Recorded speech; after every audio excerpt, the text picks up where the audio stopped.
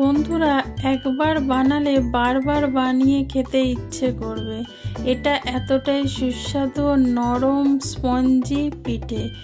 এই যখনই আমাদের ইচ্ছে হয় পিঠে খেতে, সচরাচর আমরা খেতে পারি না, কিন্তু এইটাভাবে বানালে তোমরা চালের গুঁড়ি ছাড়া যখন ইচ্ছে করবে তখনই বানিয়ে খেতে পারবে। নরম তুলতুলে স্পঞ্জি পিঠে। এই দুধ পিঠেটা চট করে বানিয়ে নাও। ভিডিওটা প্রথম থেকে লাস্ট পর্যন্ত দেখে।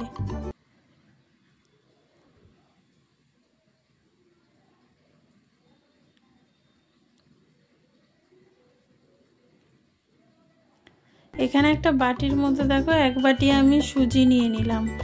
সুজিটার মধ্যে দিয়ে দেবো আমি 1 প্যাকেট আমুল দুধ। এতে কি হবে, পিঠের স্বাদটা না খুব সুন্দর হবে। যেন 1 প্যাকেট আমুল দুধ দিয়ে দিলাম। এবার চামচের সাহায্যে ভালো করে মিশিয়ে নেব। প্রথমে ভালো করে সুজি আর আমুল দুধটা মিশিয়ে নিতে হবে। তারপরে আমি জল দিয়ে এটাকে মাখাবো।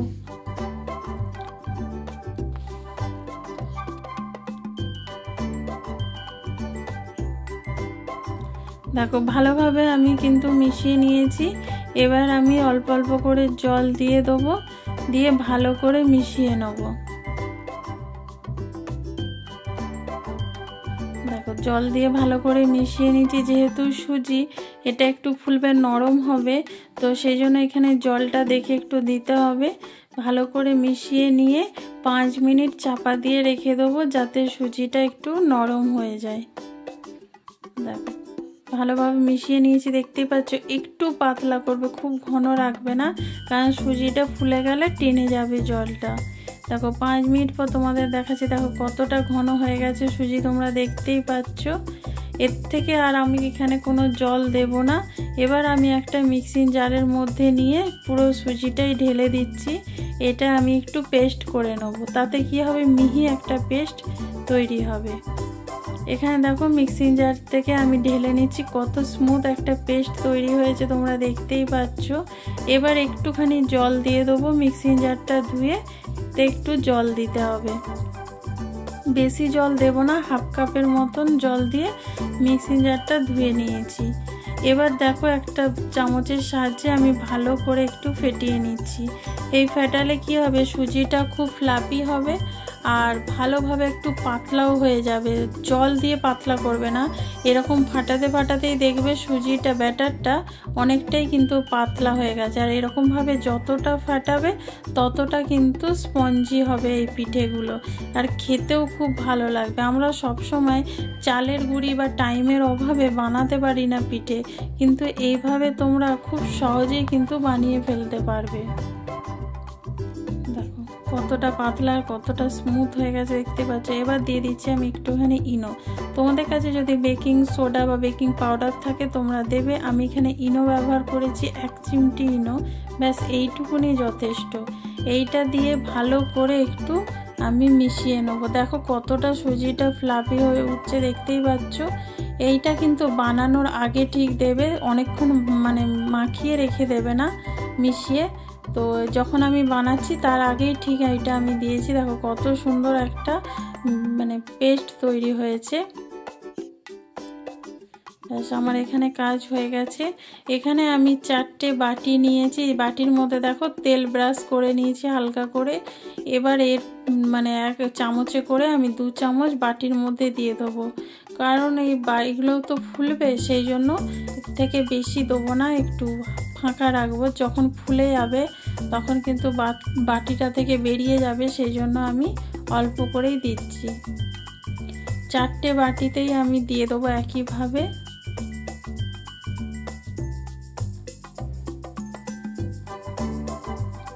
এখানে 4টে বাটিতেই আমি পুরো একভাবে দিয়ে দিয়েছি। আর গ্যাসে আগে থেকেই আমি ডেকচি একটা বসিয়ে রেখেছি। দেখো এখানে জল গরম বসিয়ে দিয়েছি, তাতে একটা স্ট্যান্ড দিয়েছি। এবার এই স্ট্যান্ডের ওপরে বাটিগুলো আমি বসিয়ে দিচ্ছি। দেখো 4টে বাটি আমি একভাবে বসিয়ে দেবো, একই রকমভাবে মানে সবগুলোই আমি করে নেব। সকালবেলার দিকে বা সন্ধ্যাবেলার দিকে বসে থাকলে এই ঠান্ডার মধ্যে এই রকমভাবে বানিয়ে তোমরা খাবে, দেখবে খুব ভালো লাগছে। বাড়ির সকলকে বানিয়ে দেখবে তারা খুব মজা করে খাবে। এবার চাপা দিয়ে 15 মিনিট ভাপিয়ে নেবো মিডিয়াম আছে। দেখো 15 মিনিট তোমাদের পরে দেখিয়ে দিচ্ছি। দেখো টুথপিক দিয়ে একটু কিন্তু লেগে নেই, তার মানে হয়ে গেছে। এ দেখো দুটোতেই দেখিয়ে দিলাম। এবার নামিয়ে এগুলোকে আমি ঠান্ডা করে নেব। গ্যাসটা আমি বন্ধ করে দিয়েছি। আর ওদিকে যতক্ষণ ঠান্ডা হচ্ছে এখানে দেখো একটা কড়া বসিয়েছি, তাতে দিয়ে দিয়েছি হাফ বাটি চিনি দিয়েছি। এবার এর মধ্যে দিয়ে দেবো একটুখানি জল, যাতে চিনিটা তাড়াতাড়ি গলে যায়। আর আমি চিনিটার ক্যারামেল বানাবো, সেই জন্য আমি একটুখানি চিনি দিয়ে এই জল দিয়ে এটা যাতে চিনিটা তাড়াতাড়ি গলে যায়। তোমরা চাইলে এমনিও বানিয়ে নিতে পারো জল ছাড়া, কিন্তু আমি এখানে জলটা দিলাম যাতে চিনিটা তাড়াতাড়ি গলে যায় আর ক্যারামেলটা খুব সহজেই কিন্তু যাতে হয়ে যায়। দেখো এইভাবে ভালো করে আমি মিশিয়ে দিচ্ছি। এবার এখানে দেখো ফুটে দেখো কত সুন্দর একটা কালার এসে গেছে। এটা আরেকটু আমি ডিপ করে নেব। ডিপ কালার হলেই তবেই কিন্তু দুধটাতে কালারটা খুব ভালো আসবে, সেই জন্য আমি এখানে ক্যারামেলটা একটু ডিপ কালারের বানাচ্ছি। তোমাদের যেরকম কালার তোমরা সেরকম বানিয়ে নিতে পারো, মানে কালার পছন্দ আর কি, সেরকম তোমরা বানিয়ে নিতে পারো। হালকা ডিপ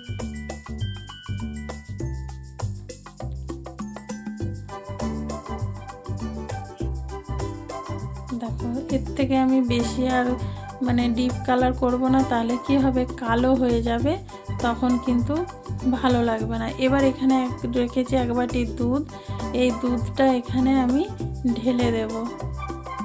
দেখো এই দুধটা এখানে আমি ঢেলে দিচ্ছি। গ্যাসটা কিন্তু এই সময় আমি বন্ধ করে দিয়েছি। এবার এরকমভাবে ঢেলে মেশাবো আর দুধটা ঢালবো। তোমাদেরকে আমি দেখিয়ে দিচ্ছি। দেখো দুধটা এখানে দিয়ে ভালোভাবে মিশিয়ে নিয়ে এবার দুধটা আবার আমি ঢেলে দিচ্ছি। দেখো পুরোপুরিভাবে দুধটার সাথে মিশে গেছে, দেখতেই পাচ্ছ। এবার আমি আজ ফুটিয়ে নেবো দুধটা। এত যে দুধটা পাতলা আছে একটু ঘন করে নেবো। তোমাদের যতগুলো পিঠে বানাবে সেই অনুযায়ী কিন্তু দুধটার ঘনত্বটা রাখবে। আর যেহেতু এটার দুধে পিঠে একটু ডুবে থাকবে, সেই জন্য একটু পাতলাও রাখতে হবে। দেখো এতে আমি 1 চামচ চিনি অ্যাড করলাম। যদি মিষ্টিটা আমার মনে হলো একটু কম হবে, যেহেতু পিঠের মধ্যে দেবো, রসটা পিঠের মধ্যে ঢুকবে, তাহলে একটু মিষ্টি না হলে খেতে ভালো লাগবে না, সেই জন্যে আমি একটু চিনি দিলাম। দেখো এটা একটু ফুটিয়ে নেবো। আর কালারটা কত সুন্দর এসেছে দেখছো। যতক্ষণ ফুটছে এখানে দেখো বাটিগুলো থেকে ঠান্ডা হয়ে গেছে, চারদিক দেখো ছেড়ে দিয়েছে একদম। এবার আমি বার করে নেব। দেখো কত সুন্দর হয়ে গেছে, দেখতেই পাচ্ছ। খুব সহজেই কিন্তু একদম নরম তুলতুল করছে। এখন এটা যখন দুধ দেওয়া হবে আরও তুলতুল করবে। দেখো এখানে কিন্তু দুধটা আমার পুরোপুরি হয়ে গেছে। দেখো ফুটে কতটা কমে গেছে, তোমরা দেখে বুঝতেই পারছো। এর থেকে আর বেশি ঘন করব না। এখানে একটা বাটির মধ্যে পিঠেগুলো নিয়েছি, দেখতেই পাচ্ছ। 5টা পিঠে আমি নিয়েছি। এবার এর মধ্যে আমি এই গরম দুধটাই কিন্তু দিয়ে দেবো, যাতে খুব ভালোভাবে ভেতর পর্যন্ত ঢুকে যায়। এইভাবে কিন্তু পুরো দুধটা দিয়ে 3 থেকে 4 ঘন্টা রেখে দিতে হবে, তবেই কিন্তু ভালোভাবে দুধটা এর মধ্যে ঢুকে গেলে ভেতর পর্যন্ত পুরো দুধ ঢুকে যাবে, খেতে ভালো লাগবে। 3 থেকে 4 ঘন্টা এইভাবে রেখে দিতে হবে।